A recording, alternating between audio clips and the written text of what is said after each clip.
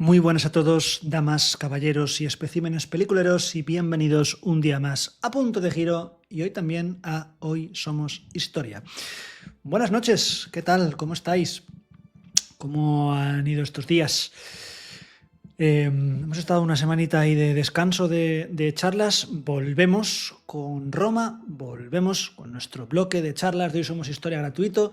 Ya sabéis que si os gusta este contenido, aquí abajo en la caja de descripción tenéis el enlace de Hoy Somos Historia, de la página web, por si queréis curiosear, bichear y si hay alguno de los bloques de contenido que os mola, que os interesa, que os pongáis en contacto conmigo por cualquiera de las vías de contacto.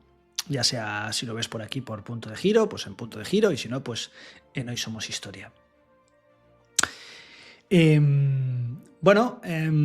Volvemos otra vez, volvemos a estar aquí y ya hace unos días que... Espérate, que te estoy escuchando la música, ahí está.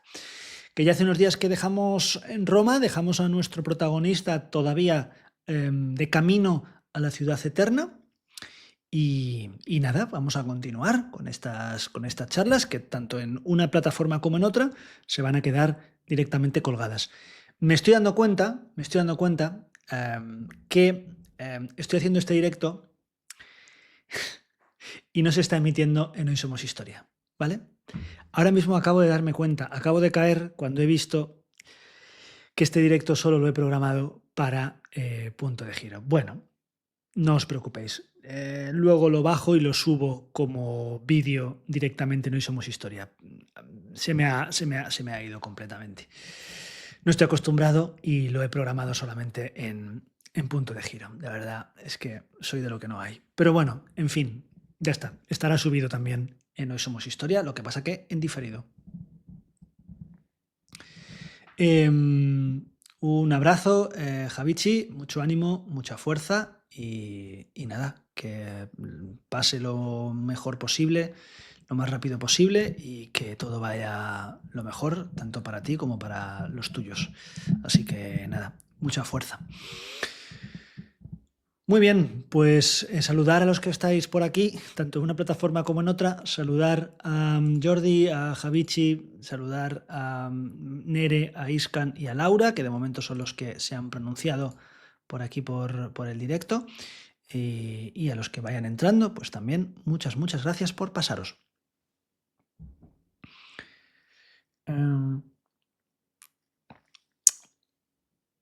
Ya sabéis cómo va esto. Haremos la charla, yo iré leyendo vuestros comentarios y luego cualquier dudas que surjan en el momento, pues las iré contestando, y cualquier otra duda un poquito más compleja o que yo considere que es un poquito más compleja como para darla durante la charla, la daremos en la postcharla, ¿vale? Bueno, pues por mi parte poco más. Ahora haré un pequeñillo resumen de cómo están las cosas.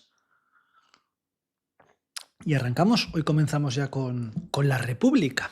Dejamos atrás la monarquía. Bueno, pues venga, quien no esté, pues ya irá estando, ¿vale? Voy a poner esto por aquí. Así. Muy bien, pues vamos allá. Arrancamos en 3, 2, 1. Vamos allá. Muy buenos días, buenas tardes o buenas noches, sea cuando sea que estéis viendo esta charla, y sed bienvenidos, ya sea en Punto de Giro, donde se está emitiendo también en directo, o en Hoy Somos Historia. Bienvenidos a este rinconcito donde hablamos de Roma, donde hablamos además de los primeros siglos de Roma en este primer bloque dedicado a esa civilización del Mediterráneo, uno de 3 bloques que se han dado ya aquí en Hoy Somos Historia. Hoy tenemos un siglo de república. Cuando la monarquía finaliza, los primeros pasos de la república no van a ser, por supuesto, un camino de rosas. Problemas internos, externos, se van a ir poco a poco acumulando a las puertas de la ciudad y los primeros cónsules deberán afrontar un reto que llevará al hundimiento de unos y el surgimiento de otros. Y por otro lado, nuestro intrépido aventurero dará un paso más hacia la gran urbe imperial, recorriendo los alrededores en busca de la primera grieta en el éter. Veamos si todo es tan sencillo como se nos planteó la noche anterior aquel viajero que nos dio los primeros consejos sobre cómo utilizar nuestro medallón, nuestro Tempus Porta. Pero, antes de nada, lo primero de todo es hablar de Roma.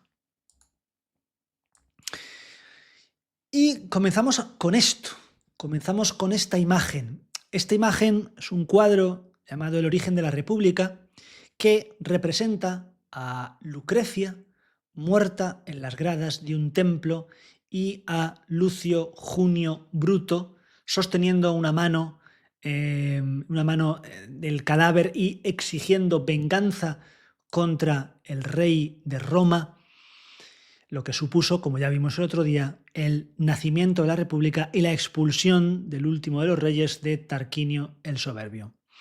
Esta imagen me sirve perfecta para arrancar este viaje.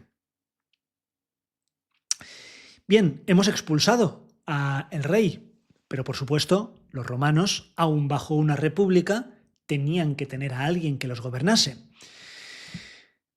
Para evitar que este gobernante tuviese demasiado poder y que volviese otra vez a convertirse en una figura monárquica, el líder fue elegido por un año solamente y se ponía por escrito que no podía ser reelegido de manera consecutiva, sí que en reelecciones siempre y cuando no fueran consecutivas.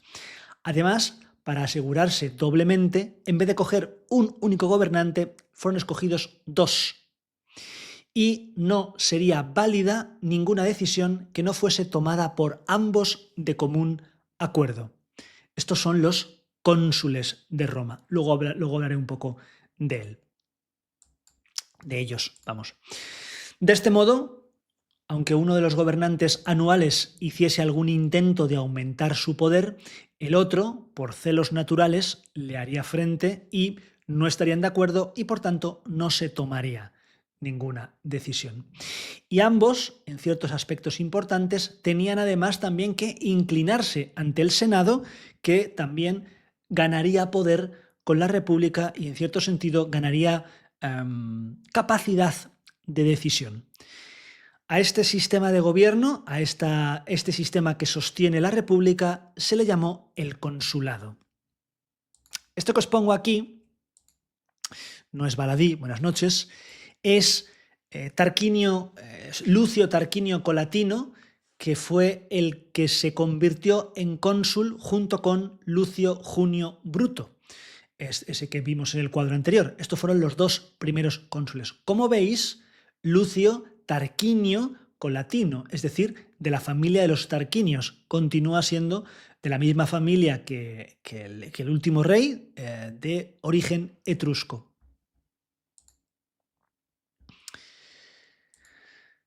Bien, los primeros años de la República Romana fueron realmente complicados, fueron realmente duros. Para empezar, la ciudad tuvo que hacer frente a la hostilidad de las poderosas ciudades etruscas, que como veis en este mapa, que esto lo vimos el otro día, dominaba gran parte de la Italia central e Italia del norte. ¿Qué sucedió? Pues que el rey Tarquinio, el rey exiliado, nada más salir de Roma, pidió ayuda a sus compatriotas, a los etruscos, para recuperar el trono, y los etruscos vieron la excusa perfecta para hacerlo. De hecho, muy probablemente, sin duda, fueron inducidos a pensar que Roma se volvería peligrosa para ellos si no era regido por reyes que tuvieran al menos simpatías, sino origen etrusco. Y por tanto, no tuvieron ningún problema en aceptar el reto. Esta amenaza que se cernía todavía más sobre Roma se agudizó cuando Tarquinio el Soberbio, el antiguo rey, logró obtener la ayuda de Lars Porsena, de Clusium. Esta imagen que veis aquí es de Lars Porsena. Clusium es una ciudad que está en la parte de Etruria central, ¿vale? Situada a unos 120 kilómetros al norte de Roma.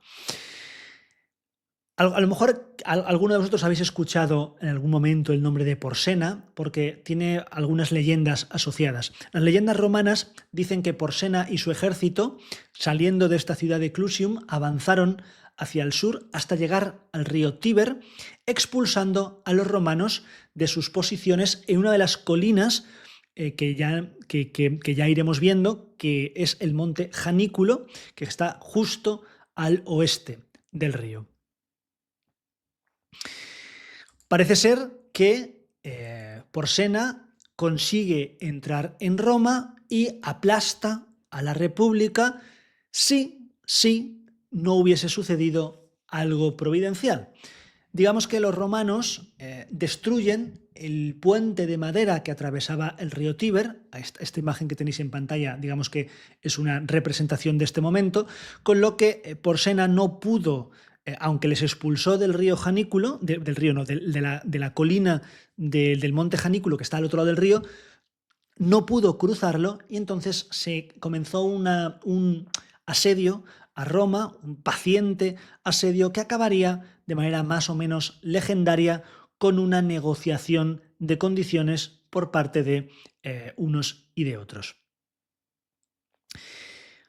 En la práctica, aunque no hubo una guerra como tal, aunque no hubo un derramamiento de sangre, Roma fue la más perjudicada. Roma en aquel entonces, que se había venido arriba con esto del consulado, llevaba unas décadas de bastante poder, perdió gran parte de su influencia en esta zona de Italia central, pero consiguió que al menos firmara ese tratado con los etruscos para que la monarquía no volviese a ser restaurada y que cada uno continuara en su casa y cada uno con su propio sistema de gobierno. Los etruscos tenían reyes, por cierto, ¿vale? Bien, esto ya para comenzar, para dar una primera pincelada, un primer pistoletazo de salida para que veáis que ni siquiera en los primeros momentos de República la cosa pudo estar tranquila y veremos que la cosa va a ir bastante a peor. Pero antes de continuar con la historia, vamos con nuestra historia de ficción y volvamos con ese personaje que hemos dejado. Veamos dónde lo hemos dejado. Antes incluso de que el humo de los, dicen, aproximadamente 500.000 de hogares, fraguas y panaderías de Roma empiece a dibujar una neblina sobre el horizonte, la ciudad ya se impone al paisaje como una voluntad. No necesito verla para sentirla. Todo el territorio parece latir a su servicio. Las grandes villas que coronan las colinas, como si vigilaran los campos, los huertos que se estiran en una geometría paciente y productiva, y los acueductos que cruzan la distancia con esa arrogancia pétrea que solo Roma sabe permitirse. No son simples conducciones de agua, son declaración de poder. Cuando las primeras tumbas comienzan a jalonar ambos lados de la vía Apia, comprendo, sin remedio, que ya estoy cerca, muy cerca. He decidido hacer este último tramo a pie, con equipaje ligero y la certeza incómoda de que la primera grieta del éter me espera en una villa a las afueras. Camino despacio, no por cansancio, sino por respeto. Hay algo en estas avenidas funerarias que obliga a bajar la voz, incluso cuando uno está solo o pensando en alto, como hago yo ahora. Según el programa de entrenamiento y según el propio derecho romano, está prohibido enterrar cadáveres dentro del pomerium, es decir, el límite sagrado de la ciudad marcado por Rómulo. Solo algunos seres excepcionales, emperadores o vírgenes vestales, pueden romper esa norma. El resto debe descansar fuera, junto a los caminos donde los vivos pasan y leen sus nombres. Porque estas tumbas no están escondidas, están pensadas para ser vivas. para ser vistas, recordadas. Memento mori. Es cierto que en una sociedad acostumbrada a una mortalidad infantil que hoy nos resultaría insoportable, a veces los niños más pequeños eran enterrados en el jardín familiar, casi con la discreción con la que se entierra a una mascota querida. Mascota como esta, que veis en pantalla, por cierto. Pero los demás descansan aquí, flanqueando los accesos de la ciudad. Y la variedad es abrumadora, desde lápidas humildes, apenas una inscripción sobre piedra tosca, hasta monumentos que compiten en grandiosidad con templos en miniatura. A primera vista resulta evidente que no existe un canon único.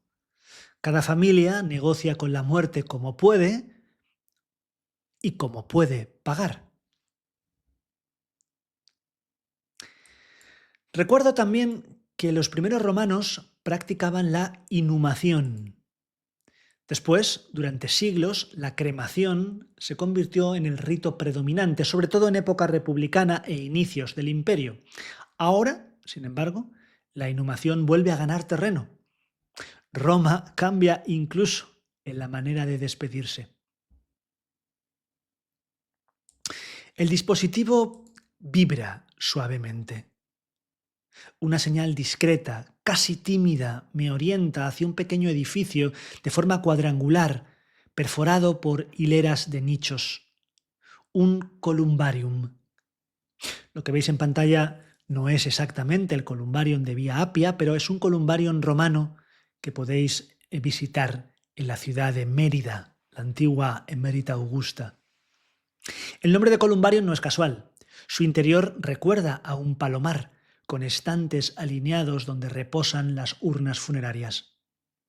Una tumba colectiva, práctica, ordenada, democrática, si se me permite la ironía.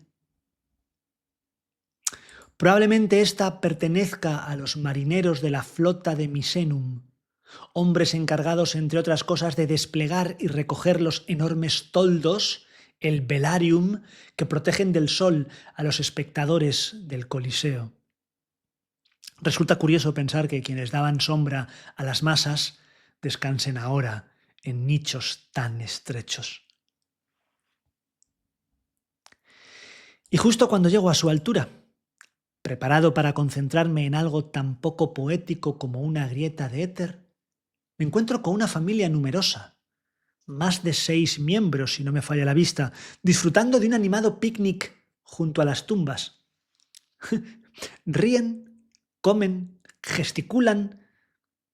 Durante un instante me detengo. Celebramos que el pequeño de la familia ha entrado a formar parte de la clase senatorial, me dice una mujer ya entrada en años. Su madre, que aquí descansa, estará orgullosa de él. Sé que esto no es raro. Las comidas en el cementerio no son una excentricidad, son casi una obligación afectiva. La comida que acompaña al entierro no es el final, sino el principio de una relación distinta con el difunto. Tras el sepelio llega la cena novendialis, celebrada durante 9 días, de ahí lo de novendialis, cuando el luto inmediato comienza a decantar en memoria más serena. Y luego, al menos una vez al año, durante la parentalia, unas fiestas típicas de Roma y que corresponden a la imagen que veis en pantalla, las familias regresan con vino, flores y comida. Roma no abandona a sus muertos, los incorpora. No me sorprende, por tanto, ver a esa familia extendiendo pan, aceitunas y algo que huele a queso curado junto a una tumba. Lo que todavía me cuesta asimilar es la naturalidad con la que conversan apoyados en el sarcófago como si fuese una mesa. Recuerdo que muchos fallecidos son trasladados hasta su última morada recostados sobre un diván funerario, como el que veis en pantalla, imitando la postura del banquete. Como si la muerte fuese simplemente la antesala de una cena eterna. Ojalá, ¿no? Una representación que resulta casi reconfortante si uno no decide pensar demasiado en el destino real del cuerpo. Al fondo, donde mi vista apenas distingue formas entre el humo, se encuentra el espacio reservado para las incineraciones. Las piras arden con un crepitar que el viento decide repartir a su antojo. Lo sé, no porque tenga vista de lince, sino porque una ráfaga caprichosa arrastra el humo hacia la familia del picnic, provocando protestas y aspavientos. La solemnidad tiene límites cuando el humo se mete en los ojos. Esa cremación posteriormente se guardará los restos en una urna de cremación, como esta que veis en pantalla, originalmente romana. Me descubro imaginando la moneda colocada en la boca del difunto, no en los ojos. El óbolo para Caronte. Una última transacción coherente con una civilización que lo reglamenta todo, incluso el tránsito al más allá. Y no puedo evitar pensar en las cuotas mensuales que muchos romanos pagan a sus collegia funeraticia, esos clubes funerarios que garantizan un entierro digno. Parece como si resonara la actualidad, ¿verdad? Hasta para morir conviene estar al corriente de los pagos. Puede sentarse con nosotros si quiere. Es bienvenido. La mujer me sonríe con una cordialidad que desarma. Justo entonces mis ojos se posan en la inscripción grabada en la piedra. La leo despacio, para mí, pero vosotros también escucháis mis pensamientos. Detente por un momento, extraño, y lee este breve mensaje. Esta fea tumba acoge los restos de una mujer encantadora, una a la que sus padres bautizaron como Claudia. Amó a su esposo plenamente y le dio 2 hijos. Uno de ellos sigue sobre la tierra y el otro ya yace bajo ella.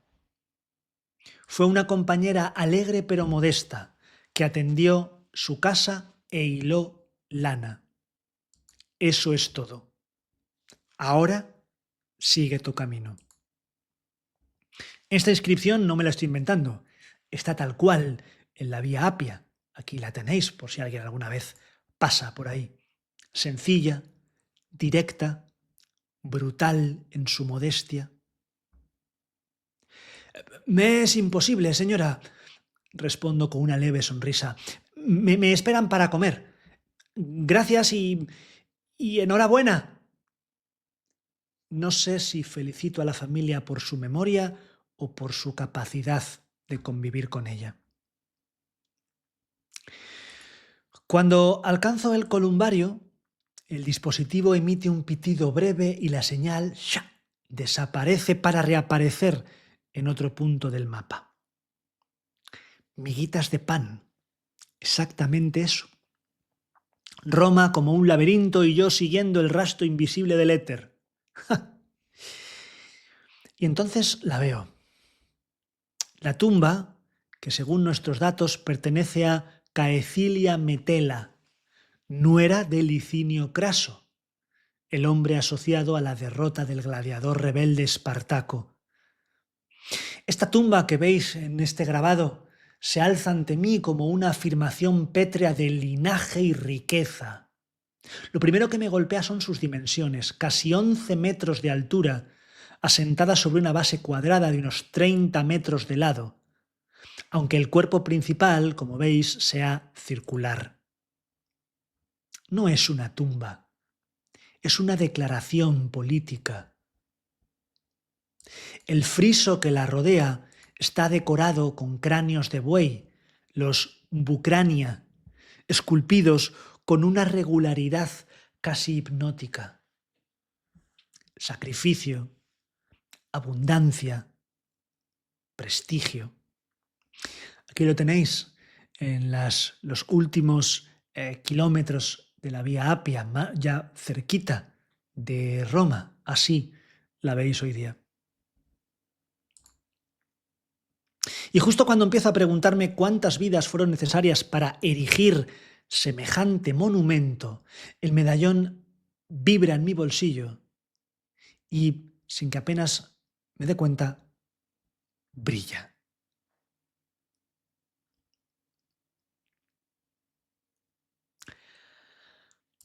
Varios de los círculos del Tempus Porta están ahora iluminados. Irradian una luz azul celeste intensa, casi líquida, que vibra contra la tela de mi túnica. Sé lo que significa esto. Estoy en el camino correcto. No es magia, o eso me repito. Es física aplicada a una escala que todavía no comprendo. La intensidad de la luz se concentra en un punto, un arco, luego otro y otro más. Cientos. Aunque ayer ya los había visto, recortando el horizonte como una sucesión imposible de costillas de piedra, ahora de cerca el acueducto me impone un silencio involuntario. La repetición de los arcos no cansa, hipnotiza. Y eso que no es más que una parte mínima del sistema completo de abastecimiento de agua de Roma, que suma alrededor de 250 millas romanas, es decir, más de 370 kilómetros, si se cuentan con todos sus ramales. Una cifra que no alcanzo a imaginar sin sentir vértigo. Y abro un paréntesis a la narración, y esto es una reconstrucción de cómo podían ser esos acueductos a su paso por la vía Apia, varios de ellos que se juntan, que se cruzan, como veis aquí. Vale, me quito otra vez. Aquí veis, esto que os enseño, las líneas rojas son los acueductos que llegan hasta la ciudad de Roma, más o menos en el siglo en el que ahora mismo estamos con nuestro protagonista, más o menos en el 2 después de Cristo. Como veis, no solo hay un único acueducto, sino que hay varios, cada uno de ellos vienen de diferentes partes de Italia.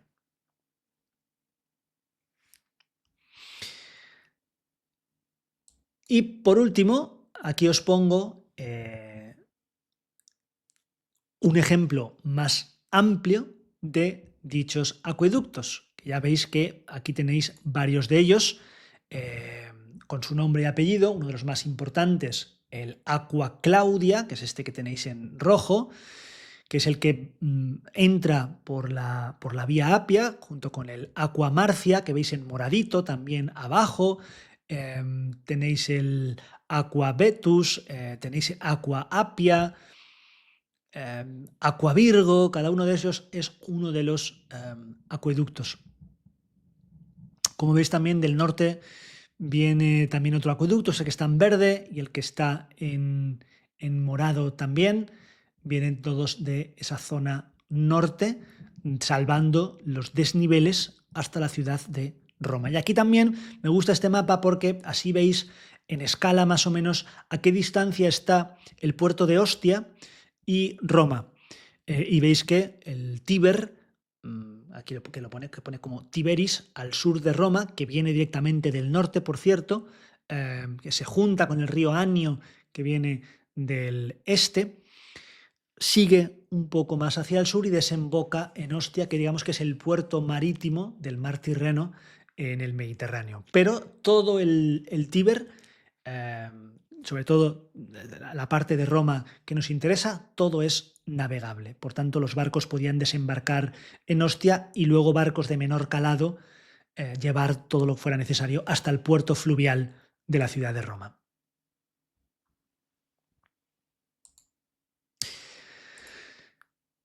Seguimos con nuestro personaje.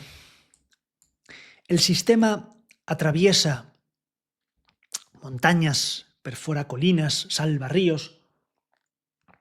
Está construido con una lógica tan obstinada que uno sospecha que podría sobrevivir incluso a la propia ciudad.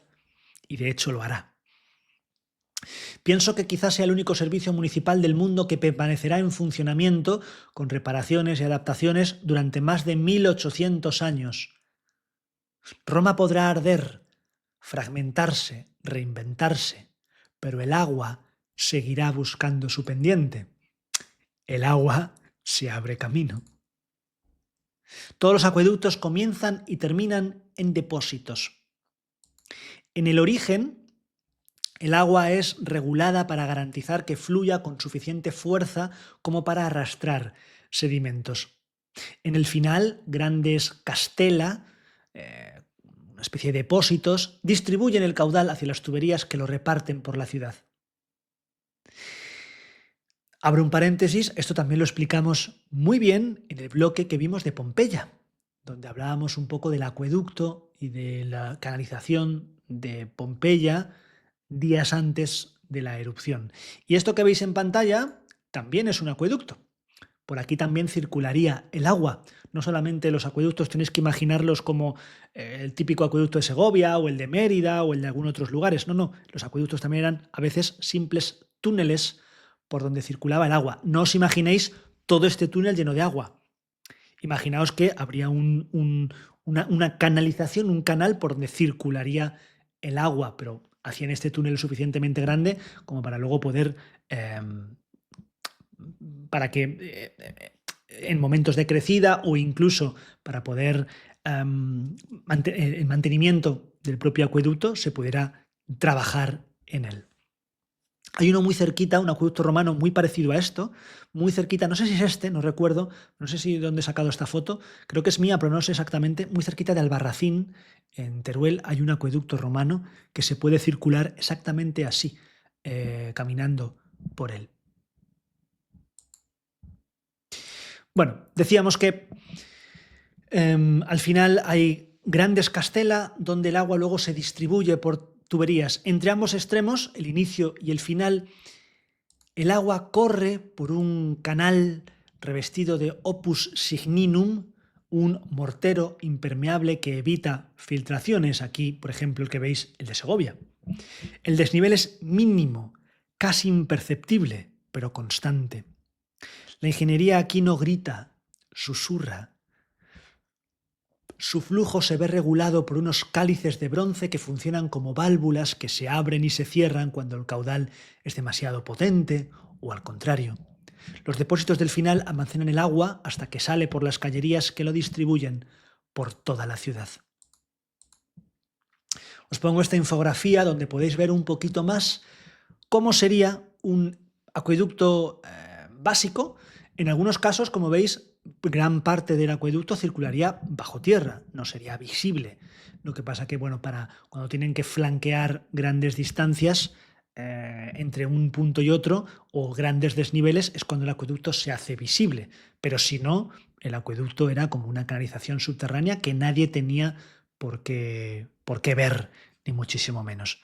Si queréis parar esto después en diferido y leer lo que pone, pues todo vuestro. Me han advertido de que no tendré más remedio que beber esta agua, y lo haré, aunque sé que muchas de las canalizaciones urbanas están hechas de plomo. Plumbum, palabra que suena pesada incluso al pronunciarla. Se dice, y los análisis modernos lo confirman, que muchos romanos padecen cierto nivel de intoxicación crónica por plomo. Quizá lo sospechen, quizá no, pero entre el riesgo lento y la sed inmediata, siempre gana el suministro. Esto que veis son, efectivamente, tuberías de plomo romanas. Al llegar al pie de uno de los arcos, algo llama mi atención. Una desviación pequeña, discreta, pero inequívoca. El canal principal continúa, pero un ramal secundario se escapa hacia lo que parece una villa cercana. Me detengo. No debería estar ahí, o al menos no sin autorización expresa. Recuerdo que el agua es un privilegio regulado. Las concesiones privadas existen, por supuesto, pero están estrictamente controladas. Desviar el caudal sin permiso no es simple picaresca, es fraude. El canal clandestino que ahora veo serpentea hacia la villa que coincide exactamente con la ubicación de la grieta señalada en mi dispositivo. El medallón vuelve a vibrar, apenas perceptible, como si confirmara mi sospecha. Quizá no solo me espere una anomalía de éter en su interior, quizá también un criminal con sed. Y en Roma, el agua, lo sé bien, es poder.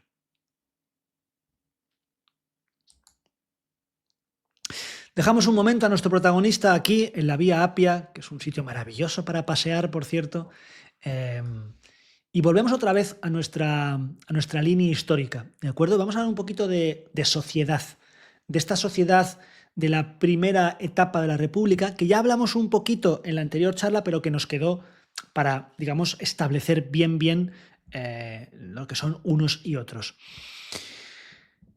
Bien, cuando la monarquía abandona Roma, cuando los reyes abandonan Roma, la ciudad queda gobernada por una oligarquía, es decir, el gobierno de unos pocos. En este caso, estos pocos eran los patricios. Es un buen momento para ver muy por encima la estructura donde encajarían estos patricios y otro tipo de consideraciones, ¿vale? Bien, los patricios.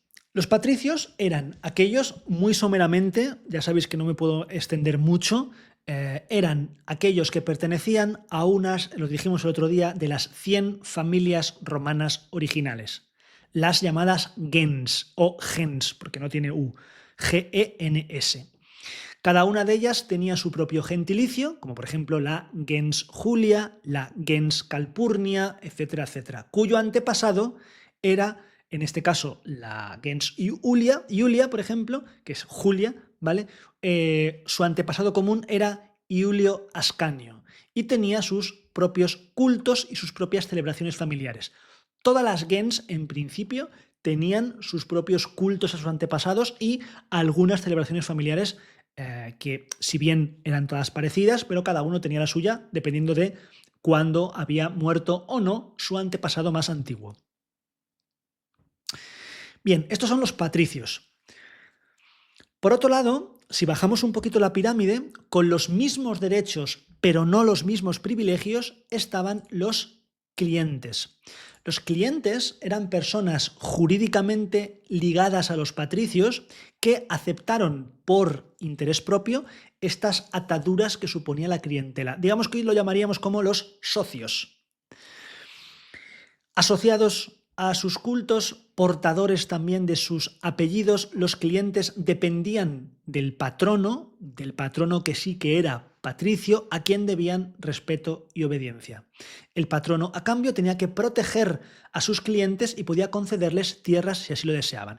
Esto más o menos era pues alguna familia que no pertenecía a las gens originales que por matrimonio se casaba con un hijo o hija de una gens patricia y se convertía directamente en clientes. De aquí viene lo de las relaciones clientelares, que luego serán muy típicas en el mundo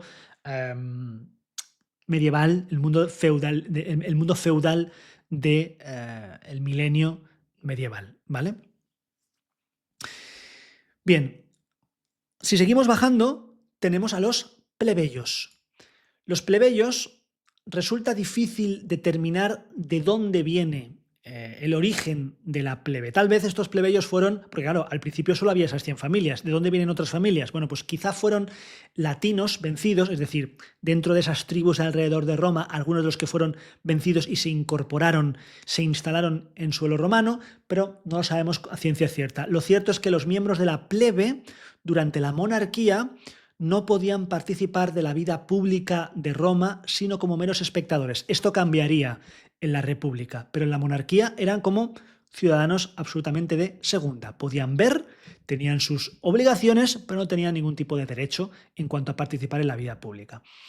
Y por último, de una manera, repito, muy básica, están los libertos.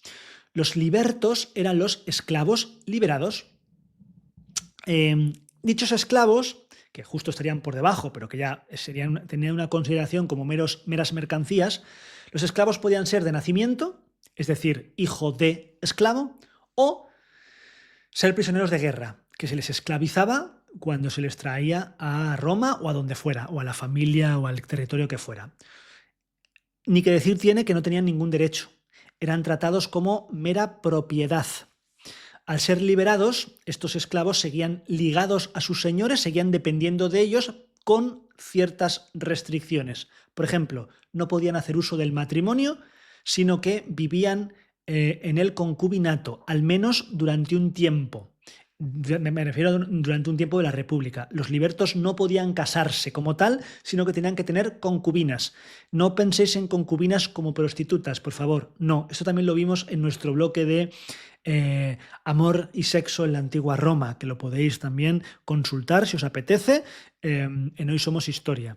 El concubinato, digamos que es una relación igualmente seria que sucedía fuera del matrimonio, ¿vale? Ahora bien, los hijos de los libertos ya sí que eran ciudadanos de pleno derecho y ya sí que se podían casar y formaban parte de directamente la clase plebeya, que en época republicana, repito, sí que tenían sus propios privilegios. Bien, después de la guerra, los tiempos fueron realmente duros y la suerte de los plebeyos se hizo intolerable, después de esta guerra que hemos visto con los etruscos. Las fincas habían sido saqueadas, los alimentos eran escasos, los pobres estaban endeudados y a los patricios esto parecía que les daba exactamente igual. Esto tampoco ha cambiado mucho. Entonces llegó un momento, a los inicios de la República, en el que para los plebeyos Roma ya no era su ciudad. Y sucedió un hecho que muy poca gente conoce, que es que en el 494 a.C. deciden abandonar Roma y fundar una nueva ciudad propia, que lo tenéis aquí, os lo he señalado así en rojo, en una colina al noreste de Roma, a 5 kilómetros de hecho de Roma, el llamado Monte Sacro. Los plebeyos, un grupo importante de plebeyos, se marcha de Roma, funda su propia ciudad y los patricios, que no podían permitirse perder tan grande población, sobre todo por el tema de la mano de obra, pues tuvieron que negociar finalmente. Así que se llegó a un acuerdo por el cual los plebeyos a partir de ese momento tendrían funcionarios propios, gente que hablara por ellos, funcionarios elegidos por el voto de los plebeyos y no de los patricios y que no representarían a todo el pueblo romano, sino solamente a los plebeyos, es decir, repito, sus propios funcionarios. Estos funcionarios se llamaron los tribunos, que esto a lo mejor os suena, los tribunos de la plebe. Se nombraron además ayudantes de los tribunos, los ediles. Sin H, edil. En origen tuvieron un papel recaudatorio, es decir, los ediles lo que eran digamos, como recaudadores de impuestos, además de ser como una especie de, no voy a decir policía, pero una especie como de seguridad de algunas ciudades, de algunas zonas, barrios de Roma. Mediante la disposición del dinero que recaudaban estos ediles, llegaron a tener a su cargo muchos asuntos públicos, como el cuidado de los templos, de las cloacas, del suministro de agua, de la distribución de alimentos, de juegos públicos, etcétera, etcétera, etcétera. Y también llegaron a regular el comercio. Es decir, poco a poco los ediles se fueron convirtiendo en un puesto dentro del funcionariado, dentro del cursus honorum, dentro de la carrera política, se fueron convirtiendo en cada vez más importantes, aunque seguían teniendo gente por encima, los tribunos y por supuesto los cónsules. Gradualmente, los plebeyos, que en la monarquía, os repito, no tenían ningún derecho ni podían participar en la vida pública, poco a poco entraron en esta vida política y algunas de las familias plebeyas llegaron a ser muy prósperas e incluso, andando el tiempo, llegarían a tener cargos en la ciudad, incluso andando el tiempo llegarían a ser emperadores. Pero bueno, no llegamos ahí, ¿vale? Durante toda la época republicana, incluso época imperial, os sonará mucho esto de los conflictos entre los patricios y los plebeyos. Bueno, se fueron sucediendo, no vamos a entrar en contarlos todos, si hay alguno que es especialmente importante lo contaré, pero si no, tampoco es el caso de este bloque que es un poco más general, ¿vale?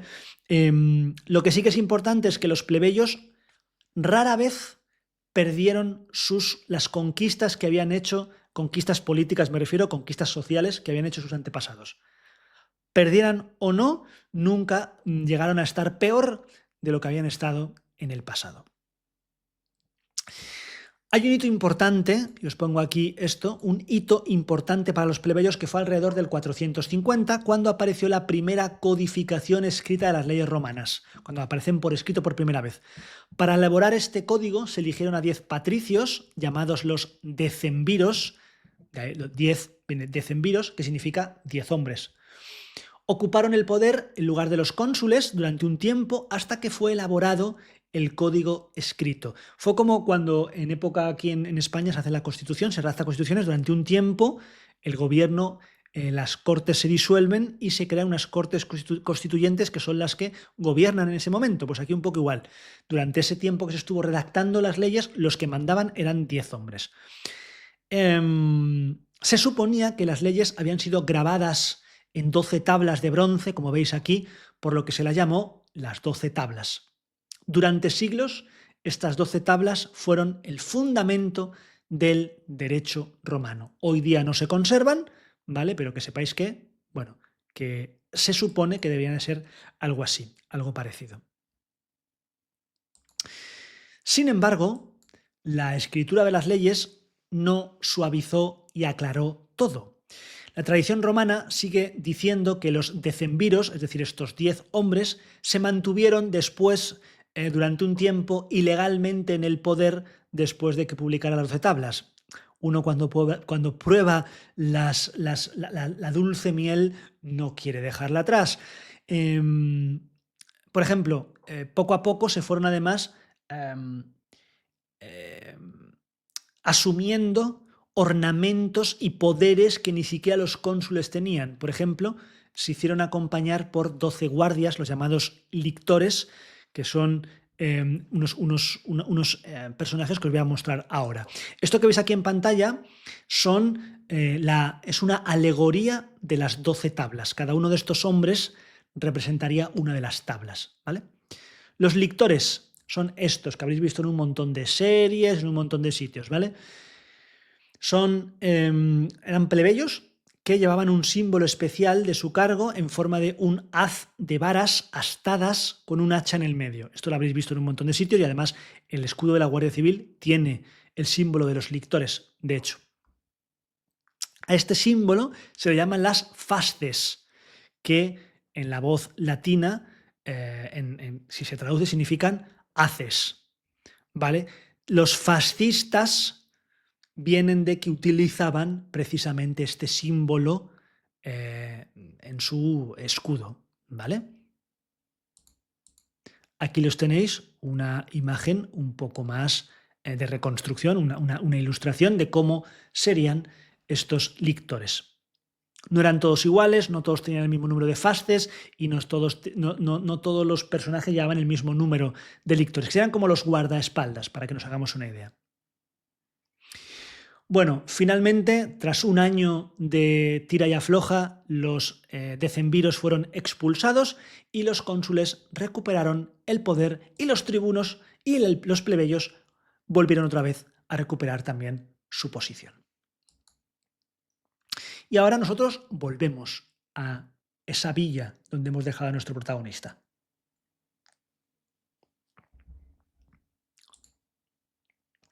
Un enorme portón se alza ante mí. No es solo una puerta, es una advertencia. Marca una de las carreteras secundarias que parten de la vía Apia y que, estoy prácticamente seguro, desemboca en una villa imponente construida sobre una de las laderas cercanas a la ciudad. Desde allí, sin duda, Roma debe de extenderse como un mar de tejados y humo, una vista privilegiada para quienes pueden permitirse contemplarla sin mezclarse demasiado con ella. Hasta ahora, la mayoría de las villas que he visto junto a la carretera durante mi viaje eran poco más que granjas funcionales, productivas, sobrias, las llamadas villae rusticae, villas rústicas. Pero esta pertenece a otra categoría. No es una villae rústica, es una villa suburbana, con una pars urbana de mayor enjundia, con un territorio, de hecho es lo que significa pars urbana, más importante, concebida no tanto como centro agrícola, sino como una residencia de recreo. Abro paréntesis. Lo que os tenéis que quedar es que las villas rusticae eran como granjas y las villas suburbanas eran como casas de campo, que podían tener también cultivos, que podían tener también, pero eran como si fuera un chaletazo en las afueras, ¿vale? Las villas suburbanas, un refugio para los ricos que desean escapar del calor del verano, del ruido constante, de las distracciones interminables de la vida urbana. ¡Ay! Roma cansa incluso a quienes la dominan. Decido esperar a que caiga la noche. No por romanticismo, sino por prudencia. Moverme entre campos de labranza a plena luz del día sería una invitación al interrogatorio. La noche llega nublada, densa, perfecta para mis planes. Avanzo entre las vides que parecen cuidadas con esmero. Las hojas están limpias, las hileras bien alineadas. Incluso en las residencias más refinadas se cultiva algo. No siempre por necesidad, sino por prestigio, por autosuficiencia simbólica. En este caso, quizá el propietario aspire a producir un vino digno de su mesa y, si no lo logra, siempre podrá convertirlo en vinagre o en antiséptico improvisado. Rodea uno de los estanques que adornan el jardín delantero. La superficie del agua refleja apenas el cielo encapotado. Distingo movimientos bajo la lámina oscura. Peces, probablemente criados para asegurar suministro constante de pescado. Tener pescado fresco todo el año es un lujo silencioso, pero el lujo en Roma rara vez es discreto. Me deslizo hacia el lateral de la casa. La fachada, incluso en penumbra, transmite riqueza, riqueza contenida. Trepo por una enredadera que abraza el muro con obstinación vegetal. La piedra está fría. Mis manos resbalan ligeramente, pero consigo alcanzar el borde del tejado. Desde allí puedo ver el peristilo, la hilera de columnas que rodea el patio interior. Un espacio abierto, ordenado, casi teatral, el corazón de la casa. Y una señal inequívoca de que quien vive aquí pertenece a la alta cuna. Las casas humildes no se permiten columnatas. Las casas poderosas sí.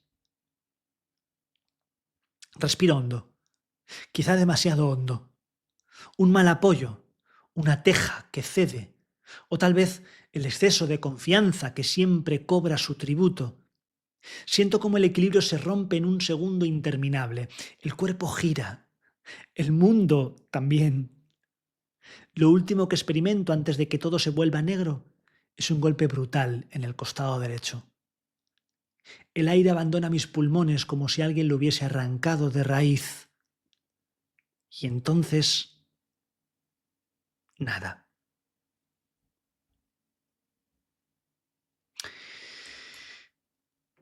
Bien, volvemos, dejamos un momento a nuestro buen romano teniendo problemitas y volvemos de nuevo a nuestro mundo romano. Bien, gracias a la labor. Espera, voy a ponerme esto para que veáis mejor. Gracias a la labor de Porsena, Roma y las otras ciudades latinas no parecían constituir un peligro para los etruscos. ¿Os acordáis ese rey que había firmado el tratado con los etruscos? Bien. Entonces, desde entonces, después de vencer, entre comillas, a Roma, aunque fuera con un tratado, los etruscos trataron de expandirse por las exuberantes y fértiles regiones situadas al sur del Lacio, al sur de Roma. Estas regiones formaban lo que es la Campania, la parte más rica de Italia en tiempos antiguos, donde está Pompeya, Herculano, Nápoles.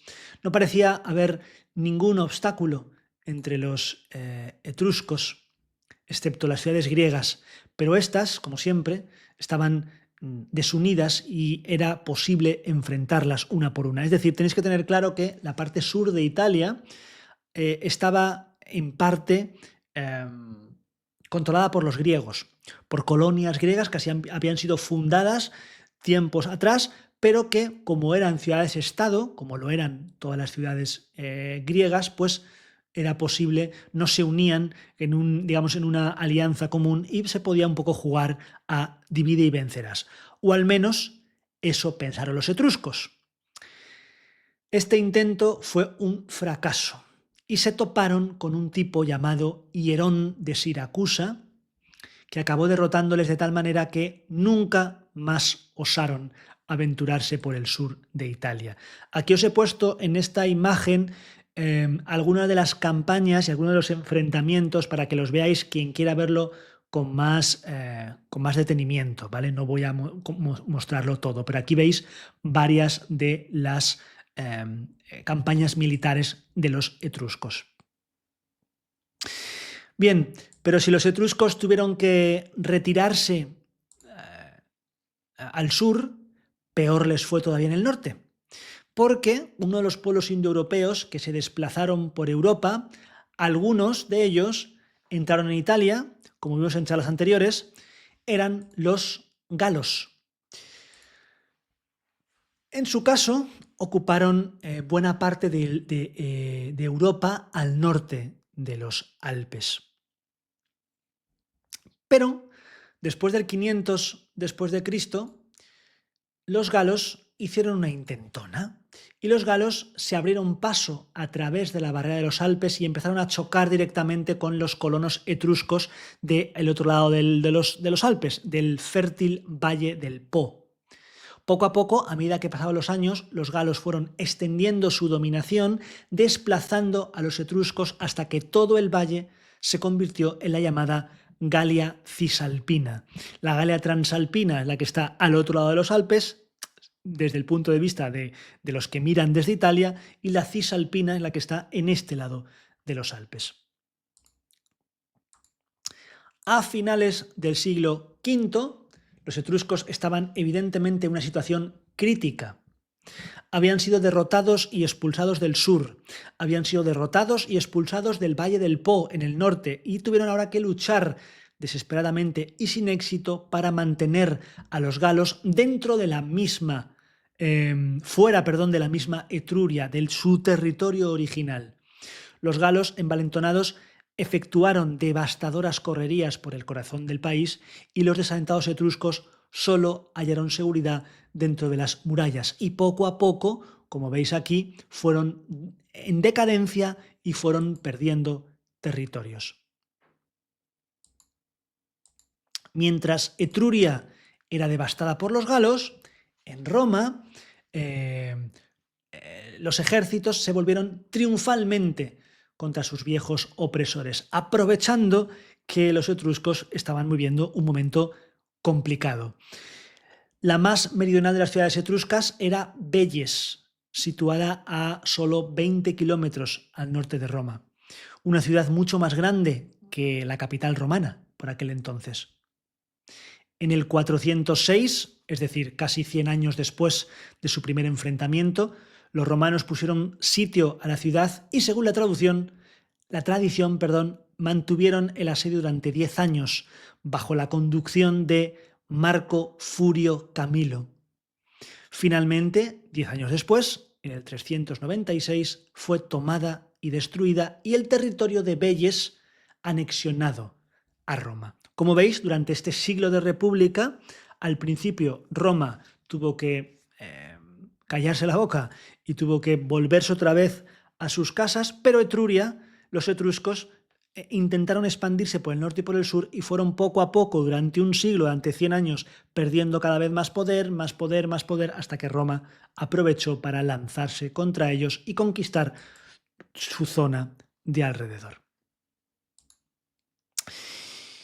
Bien, y ahora permitidme que volvamos un momento con nuestro buen personaje, porque quizá por el golpe, quizá porque se trata de un mecanismo de defensa de tu cerebro, una voz, esa voz viene a ti en ese momento en el que realmente no estás ni consciente, ni tampoco plenamente inconsciente. Es más, casi parece que por un momento puedes puedes ver el vídeo. El Pomerium. El Pomerium, delimitado por unas piedras blancas llamadas cipi, colocadas a intervalos regulares, marca los límites de Roma, la dueña de la tierra en 1000 millas a la redonda. Estos cipi siguen la línea trazada por el arado con el que Rómulo determinó los límites de la ciudad. Desde entonces el Pomerium se ha visto ampliado, pero siempre se ha mantenido parte de la ciudad fuera de los límites. La muralla. Dado que las fronteras del imperio se encuentran tan lejos, se diría que la ciudad tiene poca necesidad de muralla, pero lo cierto es que merece la pena gastar en su mantenimiento e incluso en su ampliación. En primer lugar, porque facilita mucho el control de accesos, y en segundo, por la posibilidad de tener que defender la ciudad contra un ejército sublevado. Las murallas originales de Roma están construidas con tufa, un tipo de arcilla que se endurece como la piedra al contacto con el aire. Esta muralla es tan sólida que un tramo de ella sobrevivirá a los emperadores y los papas medievales y seguirá siendo el asombro de los usuarios de la futura estación de ferrocarril. Si seguimos avanzando por la vía Apia, cuando el monte Celio comience a dominar la vista, encontraremos un sombreado bosquecillo llamado Kamenae, dedicado a las musas. Y entonces, bruscamente, abres los ojos. Pero antes de eso, volvamos a nuestra explicación histórica después de este momento de flashback, donde el bueno de Jano nos ha contado un poquito más sobre las murallas de Roma. Hablemos de los galos, porque después de que Roma capturase Veies, esta ciudad de los etruscos, quedó claro que las correrías de los galos amenazarían el territorio romano en algún momento, puesto que prácticamente iban a acabar haciendo frontera con ellos al noroeste del Tíber y hasta la mismísima Roma. Así que poco a poco los romanos empezaron a mentalizarse de que en algún momento tendrían que luchar con los galos. Así que el 16 de julio del 390 a.C., es decir, en el 363 ab urbe condita, ¿vale? Es importante porque esta fecha va a ser importante para los romanos, es decir, 363 desde la fundación de Roma y apenas 6 años después de conquistar Veies, un ejército galo conducido por un jefe tribal llamado Breno chocó con los romanos en las márgenes del pequeño río Alia, a unos 15 kilómetros al norte de Roma, y derrotó a los romanos completamente. Después de esta victoria, los romanos marcharon directamente hacia Roma y, más afortunados que Porsena, que recordáis que no había podido llegar hasta Roma porque habían quitado el puente, ocuparon Roma. Los galos entraron en la ciudad y ocuparon Roma. Fue la primera ocupación extranjera de la historia de Roma. Por aquel entonces, todos los que pudieron huyeron de Roma ante las noticias del avance de los galos, mientras que aquellos capaces de combatir se parapetaron en el Monte Capitolio para ofrecer la resistencia final. Digamos que era el punto más alto, la fortaleza final para poner frente a los galos. Estos pusieron sitio al Capitolio después de haber conquistado toda la ciudad, y a este respecto hay una historia muy famosa, una leyenda muy famosa que quiero contaros. Parece ser que una noche los galos, que habían descubierto un camino relativamente fácil para trepar por la colina y cruzar esa fortaleza, ascendieron silenciosamente mientras los romanos dormían.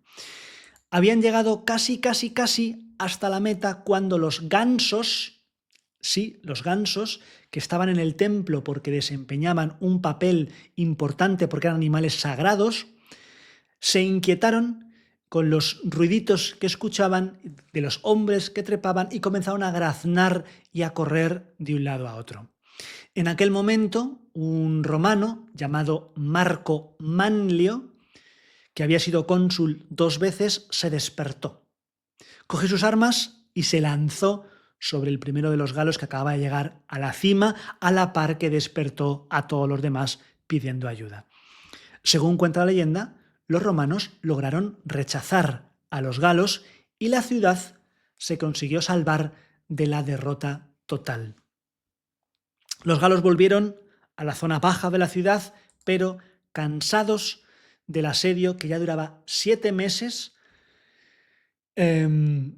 siendo conscientes de que estaban muriendo de hambre, muriendo de enfermedades, sin posibilidad de recibir refuerzos, convinieron en llegar a una paz de compromiso, es decir, firmar un compromiso de paz con los romanos. Esto es, ofrecían a abandonar Roma si los romanos les pagaban 1000 libras de oro. Se llevaron entonces balanzas y se empezó a pesar el oro. Cuenta la historia romana también que el general romano que vigilaba la operación observó que un objeto de oro cuyo peso conocía parecía de repente que pesaba menos en los platillos de la balanza.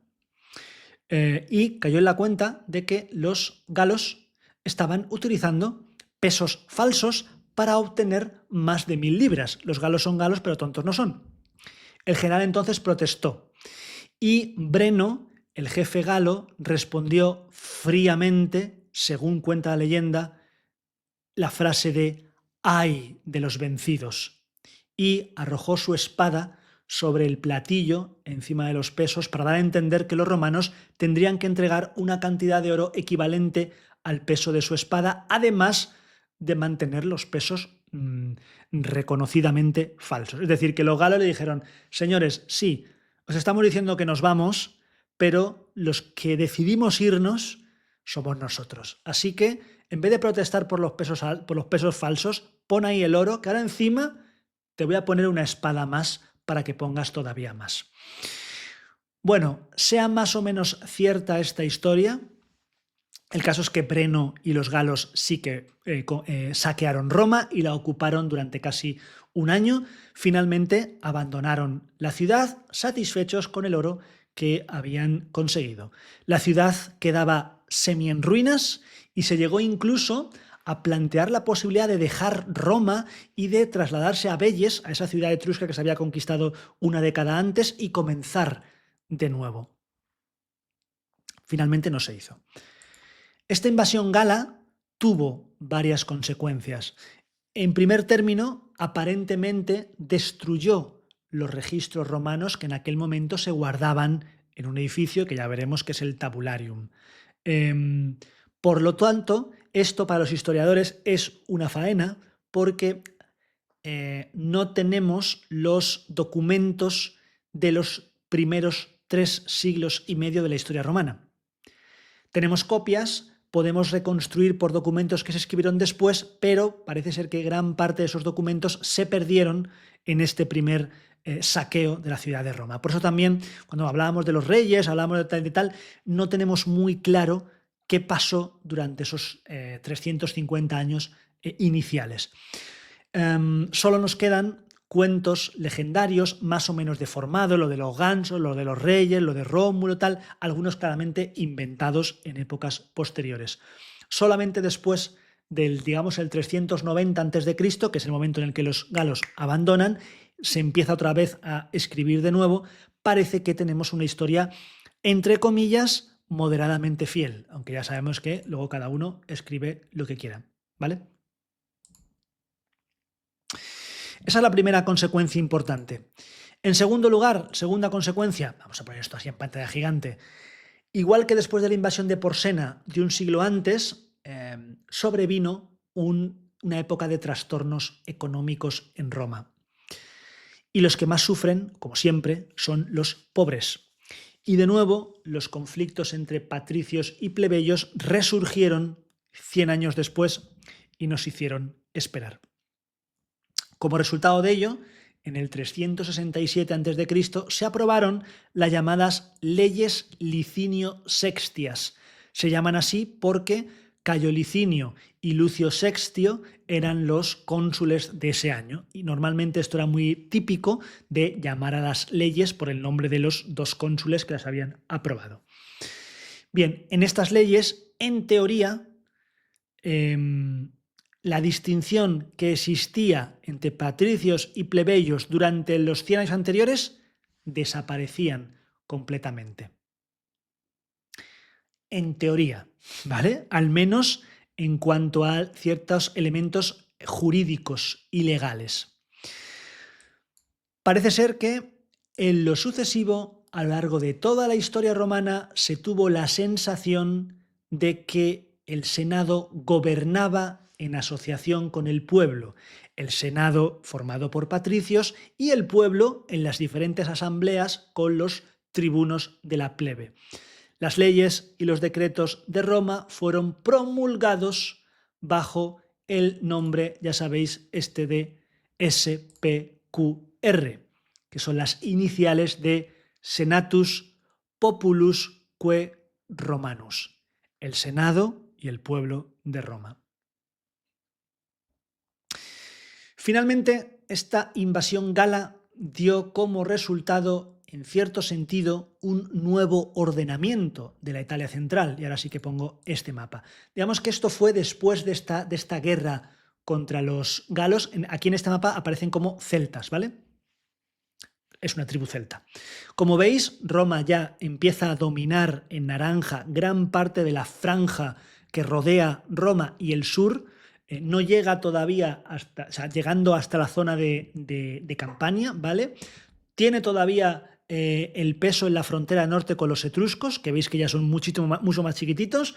Tiene a los samnitas en verde, a los umbros en azul, los celtas que abandonaron y volvieron otra vez a las proximidades de los Alpes. Y como veis, pues hay todavía algunas tribus, algunos pueblos en toda la zona sur de Italia.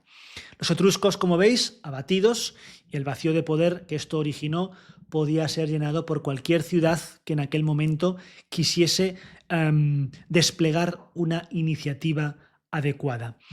Y por otro lado, Roma liderando la Liga Latina, es decir, esta Liga Latina suponía que varios pueblos y tribus se unían, cada uno eran independientes, pero tenían intereses exteriores comunes, como la Liga de Atenas, la Liga de... Esto lo hacían mucho los griegos. Entonces, seguían siendo independientes, pero tenían intereses comunes, sobre todo en materia de política exterior. Si iban a la guerra uno, iban a la guerra todos, ¿vale? Entonces, Roma lidera la Liga Latina, gobernando sobre más de 7.500 kilómetros cuadrados de la Italia central, solamente una generación después de haber sido aparentemente aplastada por los galos. Es decir, como veis, Roma se recupera muy pronto. Así que en el 350 se había convertido en una de las grandes potencias en la península itálica que había que tener muy en cuenta, junto con las otras tres: los galos en el norte, los griegos en el sur y los samnitas en el centro. Estas cuatro potencias veremos cómo se relacionan a partir de este año 350, y esto ya será en la siguiente charla.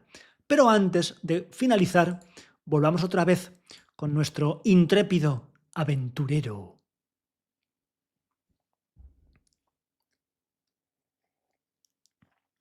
Antes de que la oscuridad termine de adueñarse de mí, sí, abro los ojos. No sé cuánto tiempo ha pasado. Segundos, minutos, una eternidad comprimida en la sensación de haber sido arrancado del mundo y devuelto sin previo aviso. Y no estoy solo.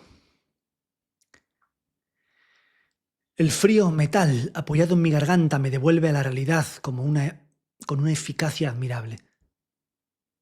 No es una presión excesiva, pero no hace falta. El simple contacto basta. Firme, controlado, profesional. Trago saliva con cuidado, notando cómo la hoja o lo que sea acompaña el movimiento con una paciencia que no augura nada bueno. Respiro despacio. El costado derecho protesta con una punzada aguda que confirma que la caída no ha sido un sueño.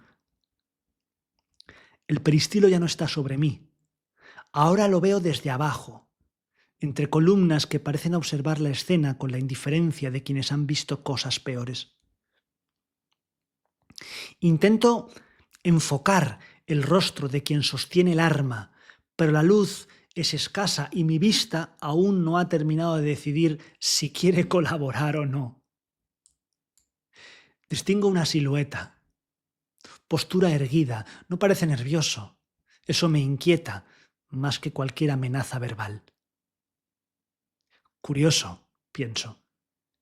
He venido a buscar una grieta en el éter y he encontrado, de momento, una hoja en la garganta. Roma siempre tiene sentido del humor. No hago ningún movimiento brusco. No soy tan ingenuo como para probar reflejos ajenos. El tempus porta descansa oculto en mi ropa. Espero, casi lo suplico en silencio, que su luz no decida delatarme ahora. El metal se ajusta apenas 1 milímetro más. Mi destino, por el momento, no depende de la tecnología, ni de la misión, ni siquiera de mi entrenamiento. Depende de los hados. Y por lo visto, estos tienen previsto decidirlo en la próxima charla. Y hasta aquí, amigos, amigas, esta charla romana. Vamos con sus conclusiones. Hemos sido testigos de los primeros retos a los que se enfrentó la República, empezando, por supuesto, por la amenaza etrusca. Hemos aprendido un poco más sobre la base de la sociedad romana y sus conflictos entre patricios y plebeyos.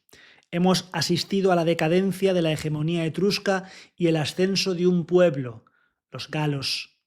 Hemos asistido al primer saqueo y ocupación de Roma por parte de Breno, así como sus principales consecuencias. Y por otro lado, junto a nuestro protagonista, hemos aprendido algo más sobre tumbas y ritos funerarios, además de entender y contemplar el funcionamiento de los acueductos. Hemos visitado muy por encima una villa romana y aprendido sobre el Pomerium y las murallas de Roma gracias a Jano. Y todo ello en apenas 1 siglo de república. Gracias por estar conmigo, gracias por acompañarme en esta charla. Volvemos en la siguiente, que en directo ya será después de Semana Santa. Tenemos ahora unas semanas de descanso. Y nada más, nada menos. Espero que lo hayáis disfrutado, que os haya gustado, a pesar de que haya habido mucha información y muchos datos en mucho tiempo, porque hemos visto prácticamente todo un siglo. Pero bueno, que os hagáis una idea general de cómo va avanzando. La historia de Roma es lo único que deseo y pretendo. Y sobre todo, que sea como sea, sigáis haciendo historia.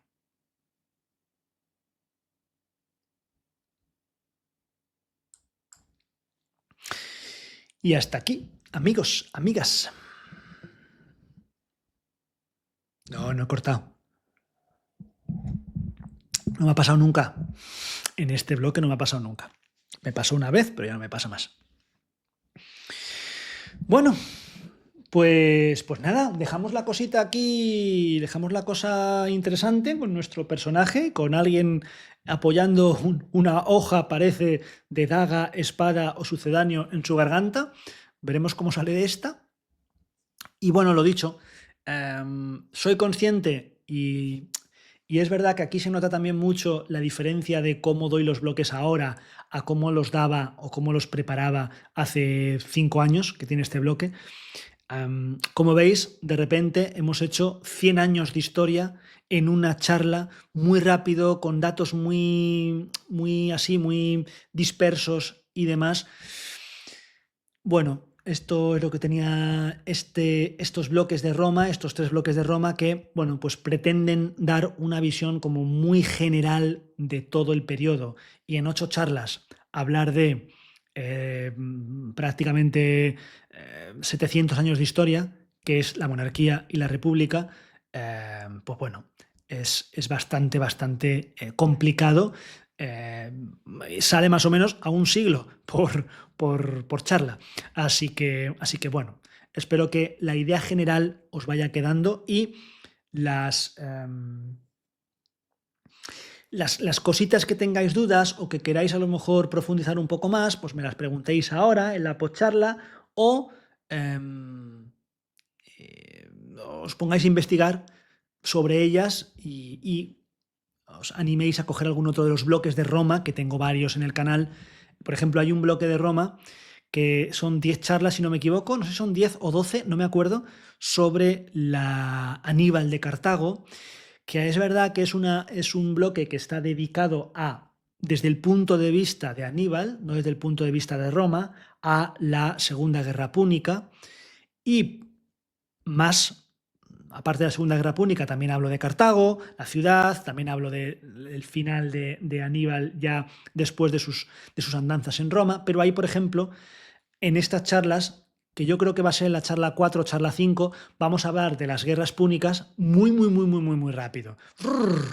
Bueno, pues eso, por ejemplo, el bloque de Aníbal de Cartago, hablo solamente durante 10 charlas de 80 años de historia, menos 50 años de historia. Entonces, bueno, a quien le interese profundizar un poquito más, pues hay algunos otros bloques. El de Pompeya, por ejemplo, el de sexo y amar en la antigua Roma, por ejemplo. Y de Roma sí, ya está. Aparte de los 3 de Roma, eso. El de las guerras púnicas. Y eso. Bueno, tranquilos, ya llegará la siguiente, no os preocupéis. Probablemente la siguiente no sea justamente, o sea, la semana que viene no hay nada por mi parte. La semana que viene tendréis, si todo va bien, a Laura y a Nere con un Placeres a Juicio. Pero la siguiente semana tampoco creo que podamos, porque yo vengo de vacaciones, creo, el mismo miércoles, y lo quiero reservar para hacer el directo mensual. Entonces, probablemente ya tengamos que esperar un poquito más y se retrase una semana más. Pero bueno, no pasa nada. Son gajes del oficio. Es que si no, como voy a estar en Madrid un par de días después para ir a ver a mi Abu, pues eso. Tengo que sacrificar. O sacrifico el directo, o sacrifico a alguien o sacrifico charlas. Entonces, prefiero sacrificar charlas que a alguien que sí que es más importante que haya continuidad, ¿vale? Que, por cierto, mañana tenemos Alien sesión 3. Ya está la sesión preparada y lista. Vamos a ver lo que sucede mañana en Punto de Giro. Os debo un pity clean. Venga, vale. La gente de Hoy Somos Historia que lo vea dirá, ¿y este chaval qué le pasa? Bueno, me pasa esto. Clink, clink, clink, clink, clink, clink, clink, clink, clink, clink, clink, clink, clink, clink, clink. Pues eso, muchas gracias por los 2 euros, Laura, por esa donación. Gracias, un placer. Y nada, lo dicho. Nos moriremos, quién sabe. Podéis morir, me refiero. Pero prácticamente podéis morir desde la sesión 2. O sea que, oye, quién sabe. Quién sabe. Bueno, pues no mucho más. No hay dudas, no hay cuestiones, no hay feedback, no hay nada, que no pasa nada, pero que seguir con el directo no tiene mucho sentido, porque este directo es para la charla, para esto. Aunque ha quedado un poquito más corto que directos anteriores, probablemente también la charla me ha dado la sensación de que ha ido un poquito más rápido que en otros momentos, que en otras charlas, pero bueno, hay días y días, y hoy pues estaba un poco más acelerado. Ya está, no pasa nada. Espero que igualmente hayáis disfrutado de ella y habéis entendido, no se os haya quedado así por nada, así muy obtuso, confuso, etc. Pues esto habría que planificarlo, claro. Esto habría que planificarlo. Si conseguimos una fecha todos, pues oye, por mí encantado de ir a Roma con vosotros. Yo tengo casa en Roma, de hecho. O sea que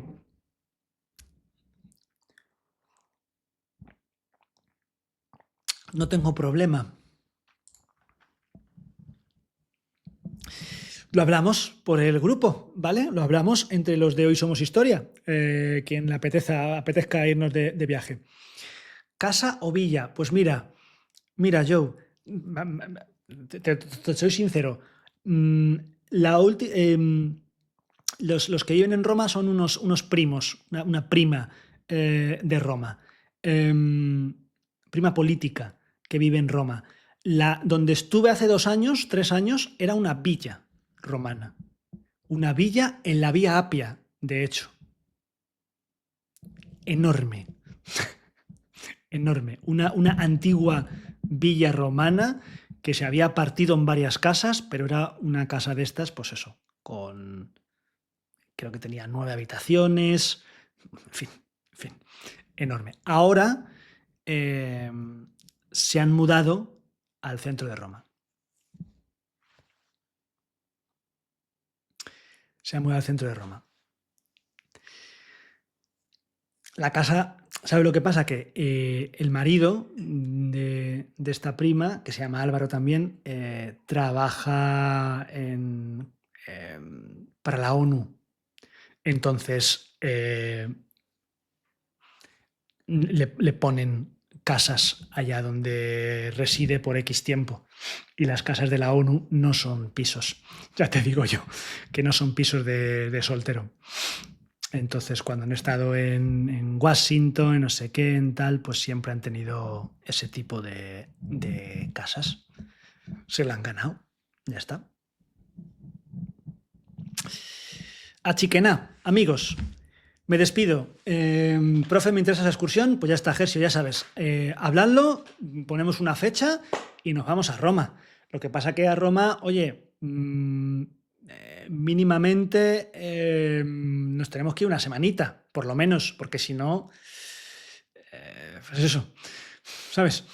Si no, un fin de semana en Roma es como, o sea, me volvería loco, me entraría un toque de vamos a todos los sitios. Y no podría ser, no podría ser. Así que mínimo una semana, que es lo que, bueno, yo la última vez estuve 10 días, pero bueno, una semana está bien para ver lo principal y que acabéis hartos de mí. ¿Vale? Acabéis hartos de mí. ¿Tú sabes el calor que hace en Roma en julio? No lo sabes. No lo sabes. Imagina Valencia en julio. Si tú el calor de Bilbao te mata, el calor de Roma en julio, bueno, te mueres. No, y en septiembre también, ¿sabes? Y en septiembre también. Pero es como te pille un mal momento. O sea, yo las veces que he ido a Roma ha sido abril o mayo. Siempre ha sido esos meses. O abril o mayo. Septiembre no es mal mes. Te puedes seguir pillando un poquito de calor y unas poquitas de tormentas, pero septiembre no es mal mes. Pero bueno, vale, que nos vamos. Laura, Nere, Gersio, Joe, ¿quién más? Stacy, que estaba por ahí, un besazo, rubia. Fuegan, Rubén, Iscan, Javichi y Jordi, gracias por pasaros, y los que estéis en diferido también. Fernando, un abrazo enorme. El día 19 estuve en Roma y hacía un tiempo estupendo. ¿Verdad que sí? Ahora hace un tiempo estupendo para estar en Roma, de hecho. Pero bueno, en fin, gracias por estar ahí. Y nada, ya sabéis que si os gusta el cine, las series, la historia, en este caso, si os mola recorrer Roma con este personaje que ahora tiene un problema en esa villa romana donde quizá no debería haber ido tan fácilmente, si os gustan estas historias rápidas de cómo Roma comenzó a avanzar y pasó a ser de una ciudad saqueada por los galos a una potencia de la Italia central, nosotros somos todo eso y mucho más, y yo espero poder seguir explicándolos. Yo soy Álvaro, esto es Punto de Giro y también hoy somos historia. Un besazo y a seguir haciendo historia. Chau, chau.